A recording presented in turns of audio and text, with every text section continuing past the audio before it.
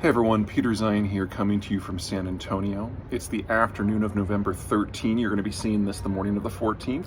And over the last few days, the Kherson offensive in the Ukraine war has concluded. The Ukrainians have recaptured the city from the Russians. They're in the process of going through and back sweeping the area to get any soldiers that were left behind, of which apparently there were thousands. And it's going to be quite some time before they can do an inventory on the equipment that they've captured, but it does look to be substantial. Now, the reason that the Russians withdrew from Kherson is because they couldn't supply the troops on the west side of the river. Ever since the Kerch Bridge went offline a couple of months ago, the Russians have been forced to run everything by truck. It used to be that it was all rail, and that's how the Russian army fights. But without that rail connection through Kherson, everything had to make a long run on truck, and that's about 1/500th as efficient in a war zone for the Russians. So they're just not coping well. The problem that the Russians will now face is that everything that was true for Kherson as far as logistics is also true for the entirety of the southern front and the entirety of the Crimean Peninsula. The smart play today would be for the Russians to do a wide-ranging, full retreat from all of the territory west of Mariupol and west of Kerch. That includes all of Zaporizhzhia province, all of Kherson province, all of the Crimea. And if they don't do that, they are looking at a catastrophic defeat over the course of the next several months. So to understand how that's going to break down, let's take a look at some maps. All right, what we're looking at here is a map of the southern front. Specifically, here is Kherson and Nova Kakhovka. Now, everything north of that river, that's the Dnieper River, roughly analogous to the American Mississippi. Everything north of that river was captured by the Ukrainians over the course of the last few days. The two bridges that those arrows are pointing at specifically have been disabled. The spans are down, so proper repairs would take months. There's still the possibility that the Ukrainians could theoretically cross them with pontoons, but that would be going directly into the teeth of the Russians, and then the Ukrainians would have some echo of the same logistical problems that the Russians are having. So I don't think we're going to be seeing assault there. Down here, we have the Kerch Strait Bridge. That's what all the fuss has been about for so long. That is the only rail connection between Russia proper and the entirety of the southern front, including the totality of the Crimean Peninsula. There is a light rail line that goes to the north, but it has been interdicted for the Ukrainians for months, so the Russians wisely have not been using it. So everything needs to go by truck. Now, at the moment, a lot of the truck traffic that used to be on rail is going all the way around the Sea of Azov. Let me bring up a little pointer. This is the Sea of Azov here. And so it's been a long trip that in order to get to northern Crimea, it's about 2 to 3 times the distance, costs about 100 times as much in terms of fuel, and ultimately can't transport nearly as much cargo. There are only 3 ways into Crimea. The first one is the Kerch Strait Bridge.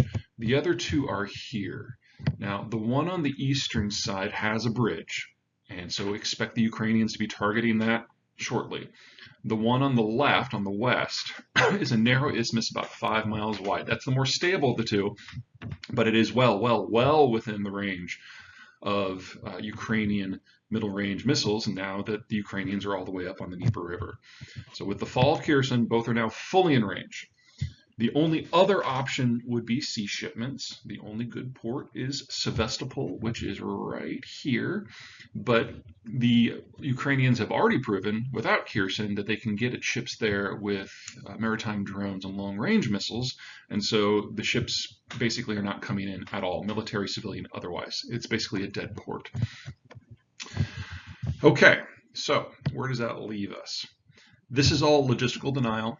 This is all collectively part 1 of what the Russians are going to be suffering from. Part 2 is partisan attacks. You guys may remember that early in the war, the Javelin missiles were all that.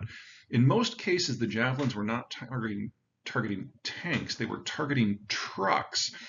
And the Russians lost over 2/3 of their tactical military truck support fleet.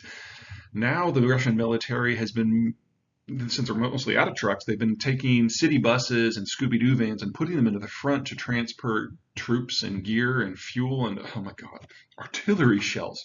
And you don't need javelins to take out civilian vehicles. Like small arms fire works just fine. Now, there has been a partisan campaign right here on Melitopol ever since the second month of the war. And that is now the primary supply line for the Russians to get stuff into Crimea, into the southern front. So the most vulnerable vehicles that the Russians have are now what they're completely dependent upon, and they're going through the teeth of the largest partisan resistance of the war just yet. The day after Ukrainian forces entered Kherson, the Ukrainian Defense Ministry released a video of Ukrainian special forces crossing the Dnieper. There does not look like there's going to be all that much of an operational pause. Collectively, this is more than enough to collapse the Russian position even without a regular ground thrust, because this cuts in all food, all supplies in and out of the entirety of the southern front of Crimea. But there is going to be a ground thrust. Okay, so the ground thrust. What we're looking at here is southern Ukraine in all its glory. That orange line is the very, very, very, very approximate line of control. I'm not a graphic artist, sue me. Here are our three bridges at Kerch, Novokakova, and Kherson. Now, the Ukrainians will be launching a ground assault, but they're not going to do it from Kherson proper. Not only are the bridges out, but they'd then be facing the same logistic problems that the Russians did in trying to supply across a narrow choke point. They'd also have to deploy into the teeth of Russian forces that are on the south side of the river. That wouldn't be very smart. So instead, what they're going to do is launch from up here in Dnipro. Now, Dnipro is another river city further up, but there are half a dozen bridges that cross the confluence there. That's where the Dnieper and the Samara rivers come together, and the Russians are nowhere to be found. So they can deploy on multiple axes at multiple points at multiple time frames without having to worry about getting shelled because they're at some sort of a bottleneck. And then they can proceed south and attack anywhere in this box. Remember, all the trucks transporting stuff that used to be on a rail line are now being trucked through this box. Now, if I were king for a day and it was up to me where the assault was going to happen, I would probably go after Melitopol, because Melitopol is, well, it's kind of isolated. You see this little indentation from the Sea of Azov? That means it's kind of at the end of a spike, and it's really easy to go after. But Mariupol is a perfectly viable target. Not only is it highly symbolic now since it held out against the Russians for so long, but it is now the primary logistical supply point for all of those many trucks.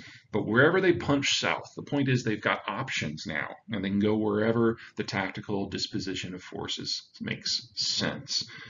And everything to the west of that point is completely cut off. So one of two things is going to happen here. Either the Russians are going to read the map and engage in the most humiliating withdrawal in Russian history, or they're going to stand pat and suffer one of the most humiliating military defeats in Russian history. There is no way out of this chapter of the war that looks good for the Russians. If the Russians can't bring in food and fuel and troops through those three bridges, well, Crimea's going to have to make its own, and it can't.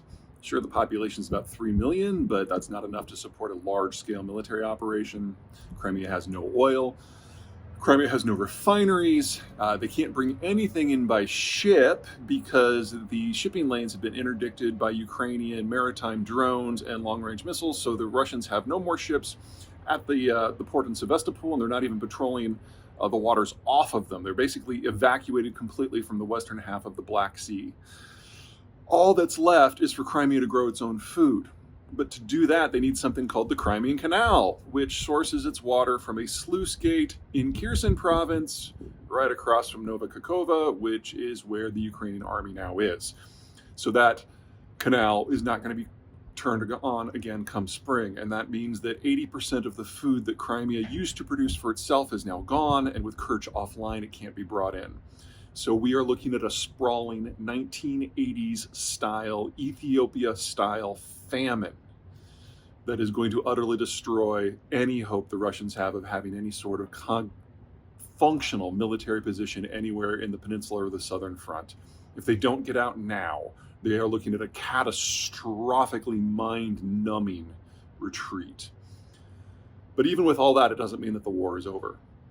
The Russian occupation of the provinces of Donetsk and Luhansk suffer from none of these problems. They can be supported directly from the Russian mainland and directly by rail, and Ukraine is going to have to boot them out the old-fashioned way.